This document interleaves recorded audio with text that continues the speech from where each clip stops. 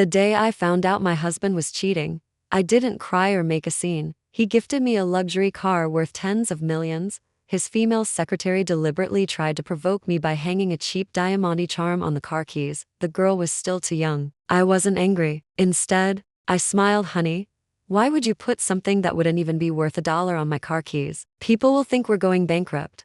What were you thinking? The next second, I received a transfer of several $1 million on my phone. I considerately closed the door for them and then turned to go shopping with my best friend. Why? 'Cause of fuss. I'll spend the money, and she can handle him. It would be foolish of me to make things difficult for her. I found bubblegum-flavored condoms in the car. Julian had just driven this car yesterday. Even though the condoms were unopened, their presence was telling. Julian and I had been married for 3 years.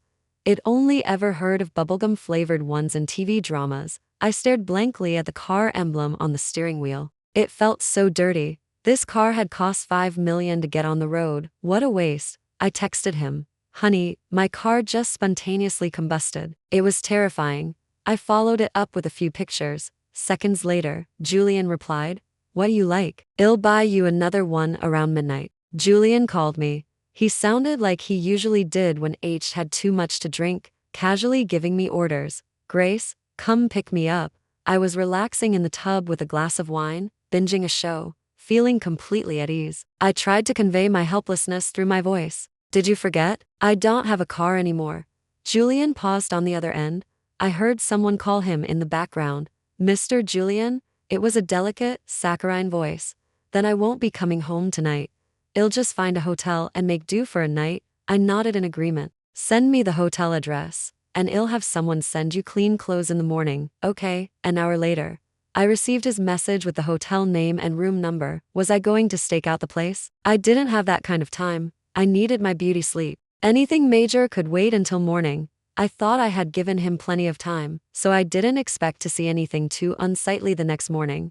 But I had underestimated the situation. Inside the room, the young woman stood pitifully to one side, her eyes brimming with tears. Her clothes hung loosely on her, far from neat. Julian sat on the bed, looking like he had a headache. I hadn't even said anything, yet the girl seemed ready to swear her innocence to the death. "Mum, we truly did nothing. I only stayed to take care of Mr. Julian." Her voice was incredibly familiar. It was the exact same voice from the dashcam recording. My gaze flickered between them. Just as Julian frowned and was about to speak, I cut him off. I burst out laughing. "I haven't even said anything yet. Why are you so nervous?" "I don't have time to thank you enough then."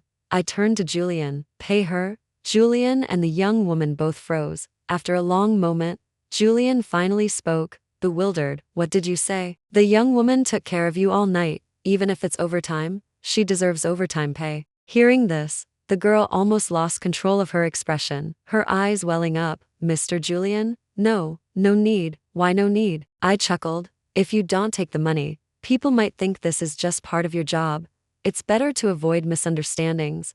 Julian looked like he had a headache. He spoke again, his voice hoarse. "It will be included in her salary, honey." "That's not good. This is a personal matter. Why would the company pay for it?" "It wouldn't look good if others found out."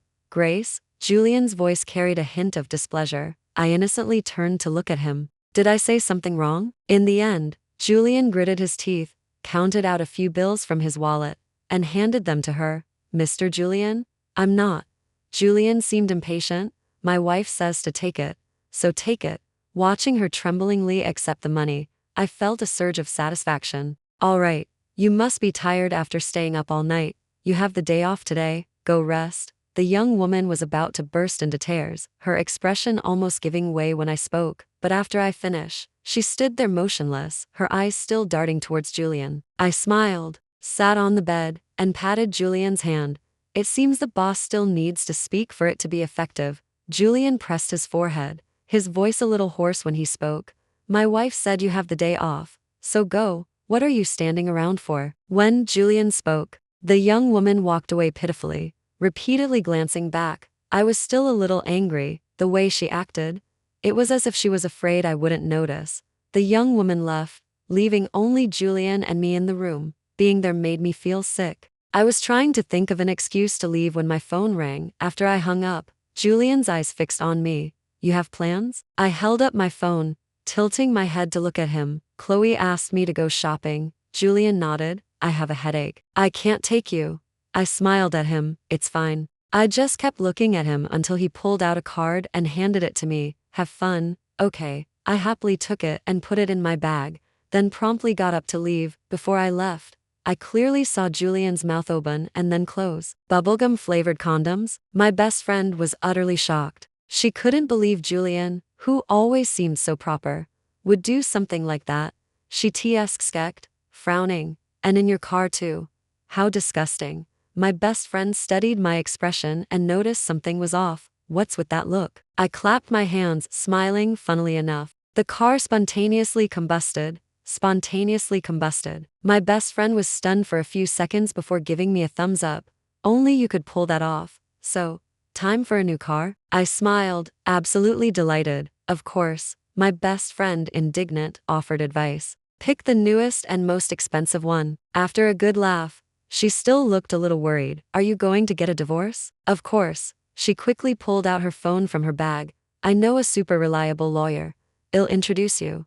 I waved her off. I don't need a lawyer yet. You don't need a lawyer? My best friend looked at me like I was crazy. Aren't you afraid he'll chew you up and spit you out? I leisurely crossed my legs. I'm not some high-minded heroine from a novel. Before I divorce him, I need to stir things up for him like sun. I need to give him a taste of his own medicine too. That afternoon, I returned home and watched the dashcam memory card repeatedly. I wondered what the point of keeping it was. It served no other purpose than to prove Julian's innocence. They hadn't done anything. But that hurt even more. I have especially when it comes to relationships. Julian and I had dated for 7 years and been married for 3. I couldn't tolerate anything unclean in my marriage. I certainly wasn't perfect. I could accept a clean break. But I couldn't accept the presence of the other woman in my marriage. I played that video many times. I didn't know what I was hoping to hear, but the more I listened, the colder my heart grew. His voice on the dashcam was so tender it could melt butter, but to my heart, it felt like a knife. The girl's voice was delicate and sweet-sounding, filled with a heartbroken sob that would melt any man's heart. Mr. Julian, it's my fault. I shouldn't have been overthinking. Julian sighed softly. In the end, he couldn't help but gently coax her. Don't cry. You won't be pretty if you keep crying. He had never coaxed me like that. He always faced me with a face as cold as an ice block of a man. He said he loved me, but our emotional world felt as cold as living in the Arctic every day. He always treated me with respect, restraint, and politeness. Even in bed, he never initiated anything. When we first got married, being young, I saw no trace of love in his eyes. So I asked him, do you really love me? His expression remained unmoving, and his voice was extremely restrained. If I didn't love you, I wouldn't have married you. There's no need to question that. When people are young, their minds are often full of youthful naivete. I believed him. I thought he simply had a calm personality, but he clearly knew how to be gentle, how to coax people. Thinking about this, I felt a little furious. All right, fine. Maybe I was jealous. I was getting a divorce. I reaffirmed my decision. No matter how clean they were, it didn't matter. On the 3rd day after deciding to divorce, I was at home picking out a car whose price tag alone would make Julian wince, but a car was already delivered to my doorstep. It was a model and color I'd liked for a long time. It would easily cost several $1,000,000 once on the road. At the time, I thought it was a bit expensive and certainly luxurious for a new driver like me. The staff delivering the car respectfully handed me the keys with both hands. Mrs. Julian, Mr. Julian arranged for this to be delivered to you. All the paperwork has been taken care of. I took the car keys, but the sparkling cartoon character on them almost blinded me. It was a fully diamond-studded hello. I playfully dangled it in the sunlight. It was incredibly flashy, but no matter how much it sparkled, it couldn't hide its cheapness. After all, the diamonds on it were just plastic diamantes, not even as good as artificial crystals. I slowly asked, was this Julian's idea too? The staff member scratched the back of his head. The young woman who ran errands for Mr. Julian today brought it. She said you liked it. So it must have been Mr. Julian's instruction. He then buttered me up. Mr. Julian is so thoughtful, remembering even your small preferences. Truly admirable. The young woman. How interesting. This young woman had very conspicuously dropped a rat dropping into my feast. So much meddling. It seemed she couldn't hold it in anymore. After the car delivery people left, I took out the documents in the folder, It was registered in my name. An hour later, I drove to the company. Outside's office, I saw the young woman from the hotel. Her gaze immediately fell on the car keys in my hand. I smiled and greeted her. "Oh, so you're Julian's new secretary. No wonder I haven't seen you before." I spoke, and she had no choice but to stand up. "Hello, Mum. I'm Daisy." Daisy? I looked at her with feigned surprise. Is that spelled like Daisy or Daisy? I could tell she was clenching her small teeth tightly. A thin voice squeezed through them. "It's Daisy, Daisy, as in the flower." I put on a look of sudden realization. "Ah, I see. Well, your name certainly suits you." The young woman's face instantly flushed from her neck to her ears. I patted her shoulder. It must be tough working by Julian's side. At the mention of Julian, the young woman broke into a vibrant, energetic smile. "It's an honor to work for Mr. Julian." I smiled knowingly. "All right. I'm going in to see Julian now." Julian wasn't surprised by my arrival. He even had a moderate smile ready on his face, as if he knew I was coming, as if he also knew how my car had suddenly caught fire. After all, his action of delivering a new car was far too quick. So quick that it made me think he was feeling guilty. I dangled the car keys at him. "Thank you for the new car, and for the adorable hello, hum." "What?" I feigned surprise. "The diamond-studded charm on it. Wasn't that your idea?" Julian's brow clearly furrowed but quickly smoothed out. "As long as you like it." I curled my lips into a meaningful smile. "However, you bought a car worth millions. Why try to fob me off with such a cheap trinket?" I chuckled softly, teasing, "If I go out with this, people will say Mr. Julian's wife is flaunting a fake car key." "What?" Julian frowned, not quite understanding. I brought the charm closer to him. "You put something on my car keys that wouldn't even be worth $1. What were you thinking?" Julian's expression became a little unnatural, and he cleared his throat. The next second, I received a transfer of several $1 million on my phone. When looked at me again, his expression was completely calm. "My apologies, I don't really understand these things. Go get something you prefer." Indeed, several $1 million was truly a panacea. It instantly brightened my mood. Putting my phone away, I changed the topic. "Oh, by the way, when did you get a new secretary? Where's Andrew?" His previous secretary was a male, a very reliable person. Julian touched his nose. "Andrew was transferred to the branch office. Daisy is the new secretary." Watching his increasingly numerous small gestures, my heart grew a few degrees colder. Finally, I forced a smile and said, "Oh," understandingly. Then I asked, "Is this girl any good?" I saw Julian's hand slowly clench into a fist. The answer no longer mattered. I turned to leave, waving at him. "I'm leaving now, going to see Mom." I went to see Julian's mom. I don't have a mom. I only have a dad. I was my dotingly cherished daughter. But even that didn't stop him from cheating. He had an affair with a subordinate, and my mom, in her proud spirit, jumped to her death. I loved them deeply, and I hated them equally. It was a tangled emotion. Now, looking back, I think my mom was even more foolish. She abandoned her own daughter, all for that proud spirit. Is love that important? It's great to have, but you can certainly do better without it. Giving up your life for a man, is that pride? She thought she could make someone feel guilty forever. Little did she know. No sooner was she buried than my dad began sadly navigating between other women. A grieving, wealthy man, how could he not be popular? My mom was utterly foolish. The moment I stepped in, Eleanor served me a bowl of soup. Then she pointed at it and told me to drink it quickly. I knew what it was. Exclusive fertility remedies among the elite. Before, no matter how reluctant I was, I always considered Julian's reputation. But today, I wasn't here to save anyone's face. She naturally noticed my look of discomfort. "Grace, what's wrong?" she asked cautiously. "Did you and Julian have a fight?" I shook my head, hugging her arm. "No." "Then what's the matter? You're not even drinking your soup." Seeing my silence, she frowned and asked, "Don't tell me you're not planning to have children." I squeezed out a few tears. "Mom, I tried my best." But to shocked expression, I recounted a story I had prepared earlier. I secretly had a full medical checkup, and the doctor said I'm perfectly normal. My voice stopped at the opportune moment, giving her plenty of room for her imagination. Her lips trembled slightly. "This? What do you mean?" I looked utterly wronged. "The doctor said it's highly likely." Eleanor exploded. "Don't talk nonsense." I clung to her pitifully. "Mom, I want a child too. But this matter, I truly..." Eleanor's gaze circled my face a few times before she finally sat down in defeat. "This matter, Julian himself. I don't dare tell him, men have their pride. I can only say it might be my problem. Eleanor's expression softened upon hearing this. She patted my hand. You've been wronged. As I left I had a pair of jade bangles on my wrist. They shimmered with a sophisticated glow in the sunlight. Eleanor had looked visibly pained when she brought them out, specifically emphasizing that Richard had spent several million at an auction to acquire them. Julian is busy with work, so be more understanding, of course. No problem. As long as there's money, I can be extremely accommodating. I wasn't wronging Julian. It was indeed his idea not to have children for several years into our marriage, so I wasn't really misrepresenting things. As for his motives, who cared? Wearing $1 million bangles, I had to show off a bit, so I called my best friend. Come out. Let's talk about what you mentioned last time, a long time ago. My best friend had gossiped to me about the Davies family's past, specifically about Julian's father's illegitimate child. At the time, I wasn't interested, but now, I wanted to know more. My best friend looked at me haughtily. Show me some manners when you're asking for a favor.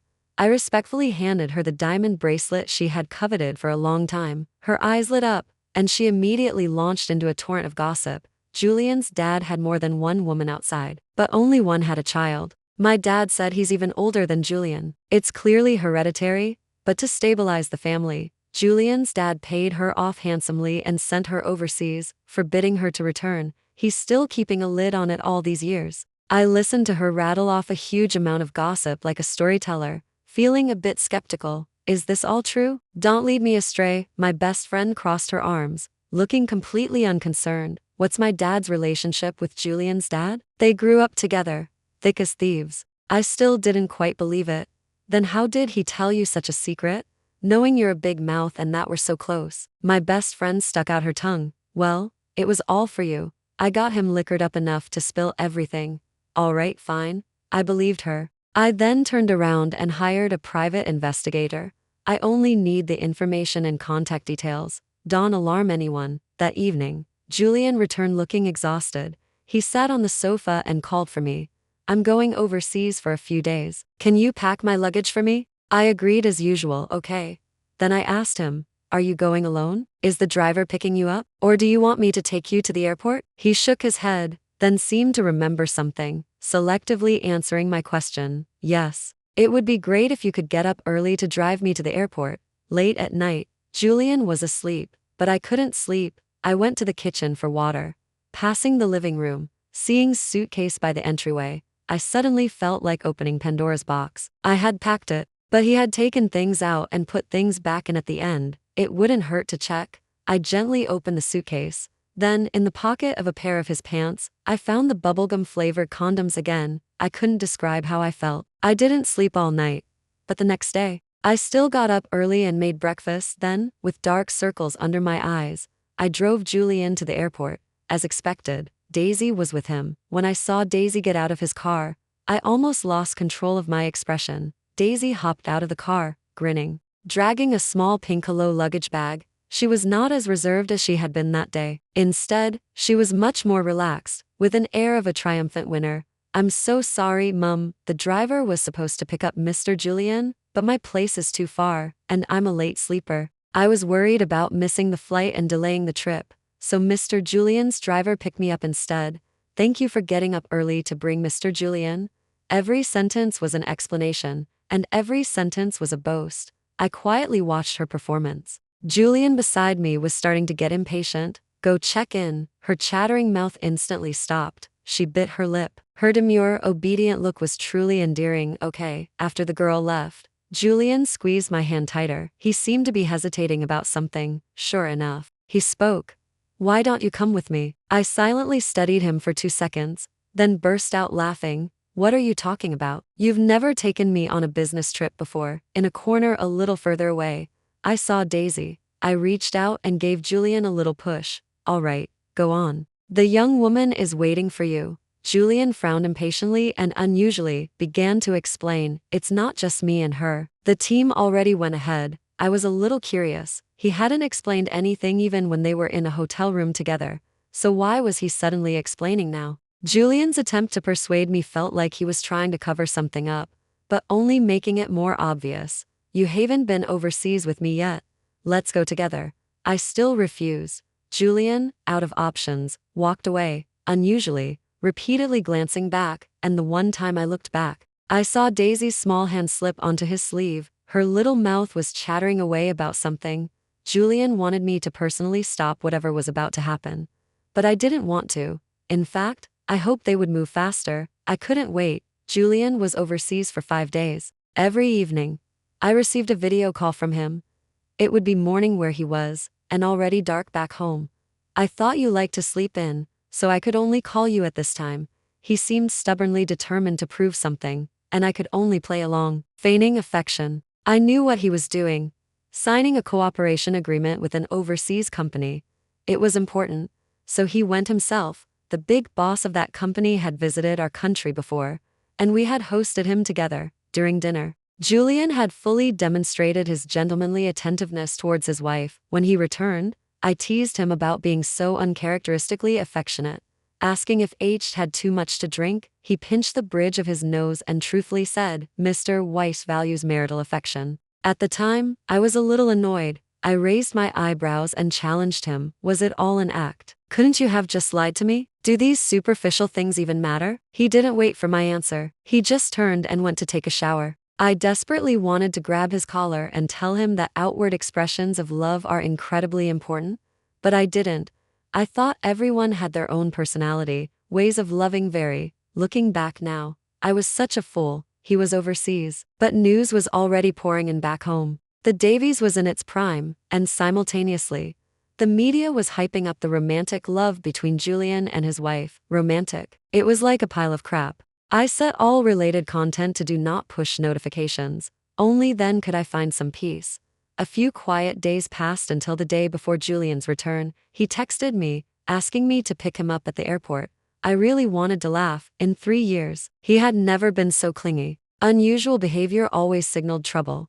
But I went anyway. After all, I had to keep up appearances. I stood at the arrival gate with sunglasses on, surrounded by media, until Julian emerged. Beside him was Daisy, smiling like a blooming flower. At that moment, I had to admit, youth truly was wonderful. After so many days of intense work overseas, she still looked like a sunflower.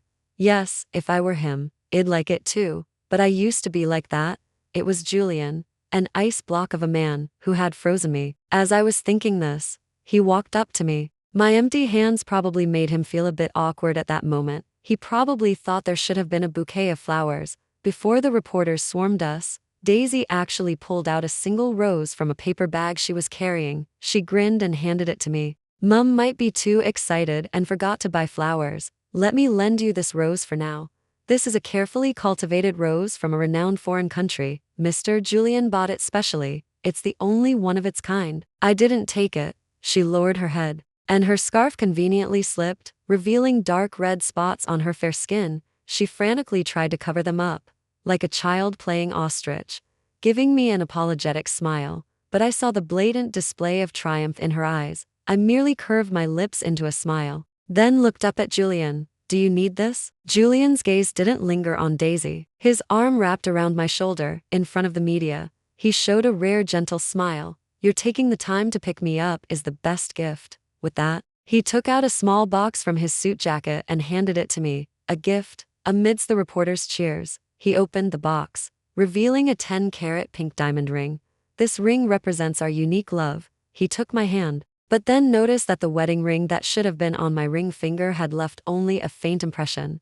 He looked at me with a hint of surprise, but I kept my smile bright. I knew he wanted to ask, but a crowd of media were snapping pictures. He quickly put the lavish-looking pink diamond ring on my ring finger. A reporter asked, Mr. Julian, what do you have to say about the success of this signing? He held my hand, looking deeply affectionate for the cameras. I want to thank my wife. Thank her for her support and understanding. I felt like throwing up, not from pregnancy. Of course, it was pure disgust, but for the sake of the 10-carat pink diamond, my face was all smiles, brighter than anyone else's. Julian didn't bring up the ring again after coming home, but when I put the pink diamond ring away, he looked at my bare hand, a hint of displeasure in his eyes. You used to wear your ring all the time. Why don't you wear it now? I used to wear it because of love. Now I don't wear it, of course, because I don't love him. But I found a good reason to appease him. I've been taking pottery classes recently. It would be such a shame if those things got dirty or lost. I playfully told him, with the ring on. The teacher won't even touch my hands. Julian raised an eyebrow slightly, seemingly suspicious. When did you get interested in pottery? I looked up at him. I've always liked it. I just started acting on it recently, shaping everything I liked with my own hands. It was a very interesting thing. I want to combine it with my major and open a studio. I majored in music in college and joined an orchestra after graduation. But I didn't like the orchestra life. I left after I got married. After that, I pursued my interests and earned a bit of money on the side, thanks to Julian and my dad. I made quite a bit now. It didn't seem like a long-term plan previously. Whenever I wanted to start my own business, Julian would always persuade me with various reasons, saying how much better it was for me to be free at home. Now, I realized that this man wasn't loving me. He was clearly gaslighting me. But today, he agreed without hesitation. You look for the location, and he'll handle the rest. I looked at him and smiled contentedly anyway. There was no telling what was hidden behind his decisive action. A week later, Julian bought the commercial property I had picked out. When the property deed was handed to me, I opened it, and my name was written on it. Perfect. A commercial property in that location was worth at least tens of millions.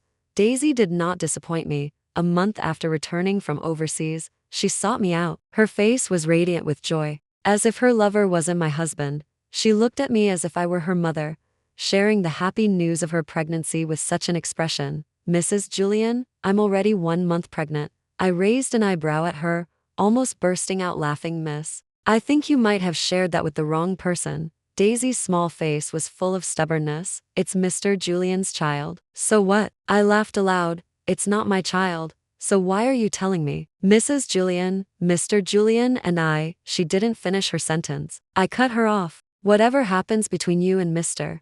Julian is none of my business. You're welcome to go around the world proclaiming your good news of being the other woman and getting pregnant out of wedlock. But I'm not interested. I picked up my bag to leave, but Daisy, unwilling to give up, called out to me. He said he never loved you. What's the point of being Mrs. Julian if he gives me roses? Do you get any? I turned around, looking at her in disbelief. It's autumn now. How can there still be someone as naive as you? He never loved me, and he loves you. Are you satisfied? I crossed my arms. Young woman, you might have a rose, but the house is mine, and the diamond ring is mine.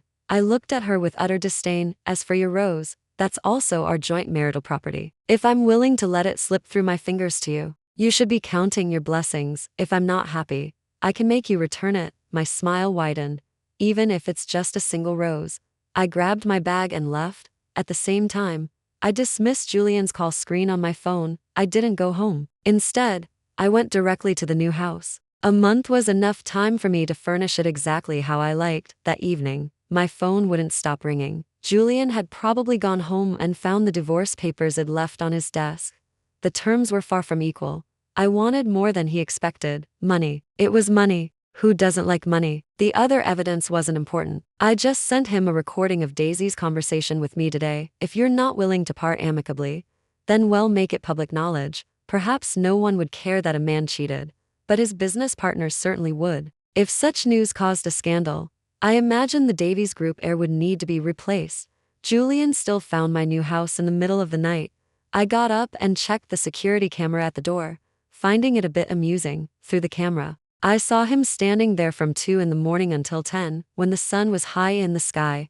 I leaned against the front door and looked at him. Mr. Julian, aren't you tired? Julian hadn't slept all night. Stubble grew wild on his chin. He looked like a dirty, scruffy pug. Not having seen him for just one night felt like an eternity. His voice was hoarse as he spoke with difficulty. She and I did nothing. I heard the biggest joke of the century. Then is her child mine? Julian irritably ran his hands through his hair. I don't know whose it is, but it's not mine. I took out my phone, zoomed in on a photo, and held it up to him. So, you're saying your doting wife and good mother, packed these things into your suitcase? Julian glanced at the photo, his lips tightly pursed. I brought them, but I didn't do anything. I laughed so hard I squatted on the ground, and it took a long time for me to compose myself. I looked up at him. Don't you think what you're saying is ridiculous? I admit, I felt a sense of novelty with her, but I never did anything to betray you. I sprang to my feet and swiftly slapped him. Seeing his face twisted from the blow, my ox suddenly kicked in. I raised my other hand and slapped him again, looking at the two bright red handprints on his cheeks, perfectly symmetrical. Much more satisfying. In 3 years of marriage and 10 years of knowing him, I had never laid a hand on him. These 2 slaps were enough to settle it. I won't sign the divorce papers, Grace. I've always loved you. She only offered a sense of novelty, I swear. I had originally intended for an amicable separation, but I absolutely hated hearing him say that. She's novel? What? Am I not novel anymore? Do I look like a shriveled corpse? Julian didn't want a divorce? I had expected that all along. Grace, I love you. What can I do to make you believe me? You love me, do you? Julian's eyes were tinged with bloodshot, looking as miserable as if he were the one betrayed. Not me. I'll give you anything, as long as you don't divorce me. Anything? I was amused. Now that the foolishness had drained from my head, I was no benevolent saint. All right then, let me see your sincerity. Over the next week, lawyers came one after another with agreements for me to sign. This is the deed of gift for 2 villas on Riverside. You just need to sign, and we'll handle the rest. And this is the deed of gift for 19 commercial properties, including Skyline. One document after another, he was demonstrating his sincerity. That's all for today's story. Thank you for listening. This is my channel. The tales I share, drawn from life or woven from imagination, are meant to offer you connection, reflection, and perhaps solace or newfound strength. If you long to see your own reflection in others' journeys, or seek a glimmer of light within the maze of emotions, subscribe to my channel. Listen with your heart. Explore the stories of life.